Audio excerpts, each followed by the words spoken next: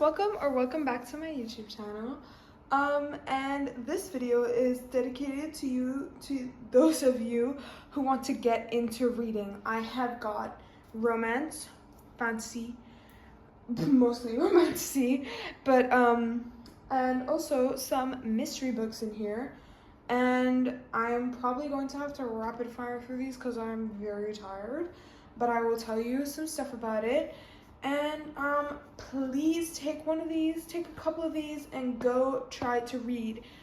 I hate it when reading is sounds like a chore or whatever, but there's a reason why you're watching this video. Whatever it is, trust the process.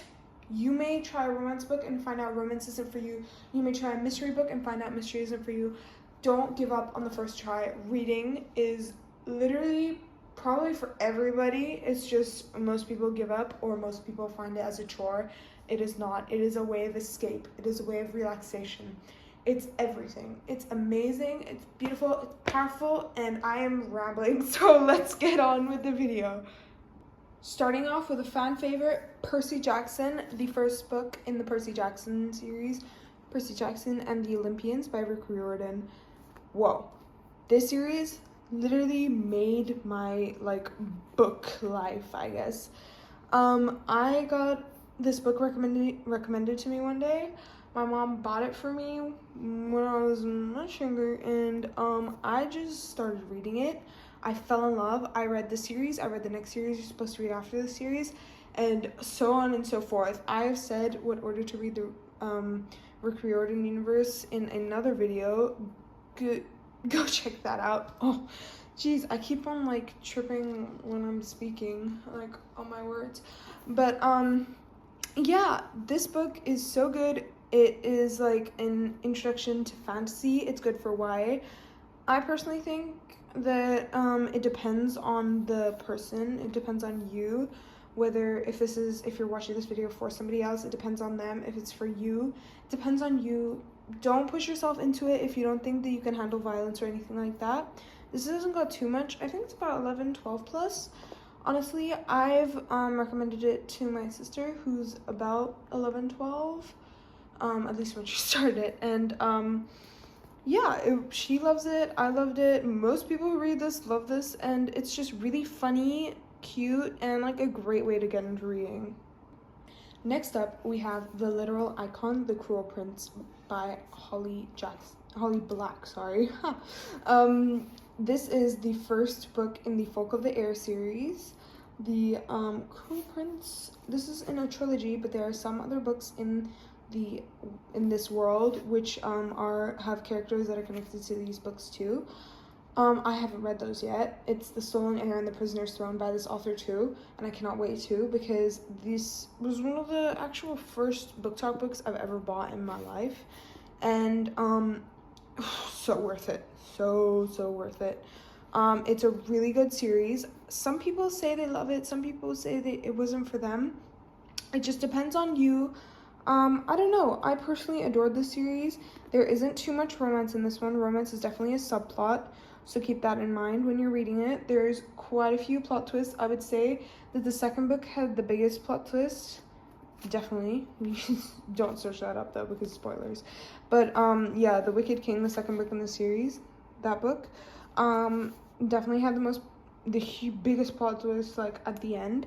And yeah, it's really good. It's an introduction to fae and fairies, not like Tinkerbell kind of fairies. Much hotter than Tinkerbell kind of fairies. Yeah, it's really good. It's really just, I love this world. I love the main character. She's such a badass. And yeah, there's another one. Next, we have a romance book, Betting on You by Lynn Painter. I actually recommended this book to one of my best friend. She loved it. And this is such a cute book. Enemies to lovers, fake dating, friends to lovers. Basically, they're enemies, and then they end up working together after meeting on random places over the years. They met on a plane. They were sitting next to each other. She found him super annoying. He found her, I guess you could call it nerdy. I don't know. But back then they were in high school, then a couple of years later they bumped into each other at like a movie theater or something, and then after that they ended up working together. They became friends, and basically they decided they made a bet that boys and girls can or can't be friends, and second, afterwards, while they're in their kind of friendship zone there, they started fake dating because her mom had a boyfriend that she didn't like, getting close to them. And so they started fake dating to get them to break up. It is so cute, so funny. Absolutely love Lynn Painter books. Go read Betting on You right now. Then we have a hockey romance, The Deal by Elle Kennedy. So, so cute. I have really probably never,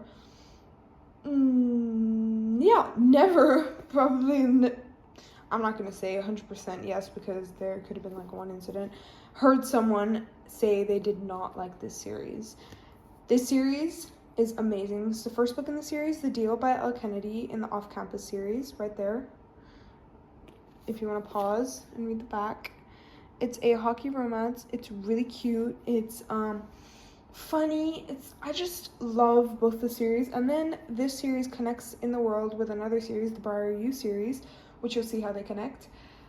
Go read this book. It's so cute, so funny, amazing. Absolutely loved it, absolutely adored it, and I think you will too. Then we have the iconic Shatter Me series. If you've heard the term Aaron Warner used, yeah, this book.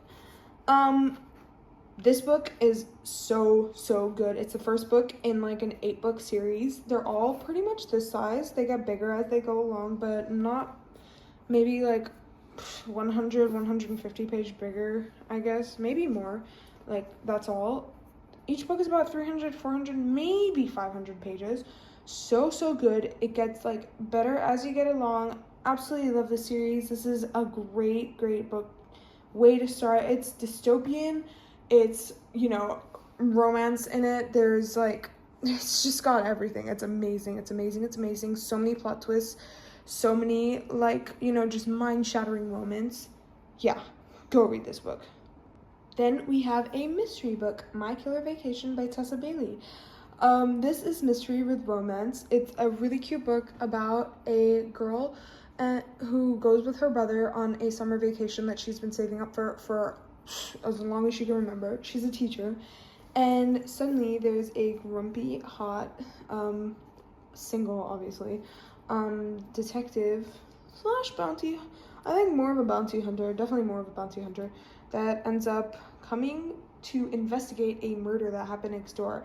It's really cute, really good, and yeah, lots of plot twists. And it's pretty short as well. It's actually only like 300 pages, maybe. It's really short, really good, really fast-paced. Absolutely loved it. Then, for those of you who wanted an LGBTQ option, Red, White, and Royal Blue. You have probably heard of this. If you haven't, I don't know. It's a movie too now. So, so cute. This book made me laugh. It made me just want to like hug every single character in this book. So cute, so funny, so worth it. Amazing. So, so funny. Can I just emphasize that? It's, well, some people might think it's thick, but it goes by so fast. I binge read this. I absolutely loved it. And yeah, I think you will too as well. Then we have A Sorcery of Thorns by Margaret Rogerson. This book genuinely just made me believe in like books seeming like fairy tales. This was like a fairy tale to me, honestly. Not as sweet. There was a lot more like, I don't know, magic and things like that. Some fighting, all that. Enemies to Lovers, really cute. It's a standalone. There's like a 1.5 novella like afterwards. It's like about this thick. It's really small. Absolutely love this world. I wish it didn't end. I honestly wish it was a series because I just wanted to stay in this forever. It was practically a 6-star read for me. If you don't know what that is, it goes up to 5 stars. 6 stars is like another level of amazing. Yeah, really, really, really good. And yeah, go read this one too. Then we have another romance book, one of my comfort reads, Things We Never Got Over by Lucy Score. I think I've already read this book like 3 times. I started it when I was a couple of years ago, I think, maybe last year. and I just started it. I was like, okay, whatever, it doesn't make sense to me. I stopped. I regret that decision so much.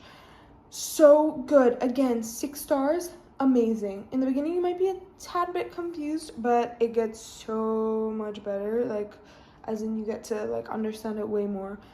I felt like this book ended too early. I love the characters. It was so funny. Grumpy X Sunshine, where he's grumpy, she's like, full of sunshine. He basically comes to her rescue from day one. He's always there for enemies to lovers, and she's a single mom, where that wasn't happening at the beginning of the book, so you'll see where that goes. But yeah. I know what that sounded like. Not him. It wasn't like a breakup kind of romance. I don't know if I'd actually like one of those. I'm going to see, I guess, one day when I read one. But anyway, this jeez, excuse me. This is the first book in a trilogy too. This is what set me off on my Lucy Score like obsession. I love her books so much. And yeah, really good small town romance. It's got everything. Another mystery, A Good Girl's Guide to Murder by Holly Jackson. That's the Holly Jackson, not Holly Black. This was just turned to a TV show. It's so good. So many plot twists. It's about basically there was a murder and then suicide in her town, this girl's town. And it was a case that was kind of closed off right after, because they thought that the boyfriend who so there's a boy and a girl. The girl was killed, and then the boyfriend committed suicide, and there was like an incriminating text, basically stating that he did it. She doesn't think so, so she reopens the case like, I don't know, 5 years afterwards, and well, did she solve it, or did something happen to her? I don't know. But there's 2 other books in the series. I've read this book, and I cannot wait to read this book. Each book is a separate case, so don't worry about that if you're worried about like having to read the whole 3 books for one case. But it's so good. So many plot twists. Practically, I don't think anybody really saw those coming. Definitely really worth it. Last but not least, of course, we have Fourth Wing by Rebecca Yarros. This book got a lot of people back into reading. It's really good. Another one of my 6-star reads. And yeah, but I would recommend, if you want to read this book, maybe read one of the other books and then read this one in December, because the 3rd book in the series is coming out in January. And I mean, you'll probably get mad if you read the 1st book and then the 2nd book, and then the cliffhanger at the end of the 2nd book will absolutely kill you, and you'll be like waiting for the 3rd book. Honestly, I'm definitely going to be rereading this before the 3rd book comes out, so I can have it fresh in my mind. Absolutely love this series. Yeah. Can't wait for the 3rd book and the 4th book and the 5th book to come out. Alright. And that was the last book. Thank you guys so much for watching. Definitely go like, subscribe, share, comment, all that stuff. Go check out my bio. I have my Goodreads, my TikTok, my Pinterest, everything on there. Go follow me on those, and go add me as a friend on Goodreads. I love having new book besties. Thank you guys so much for watching. Bye!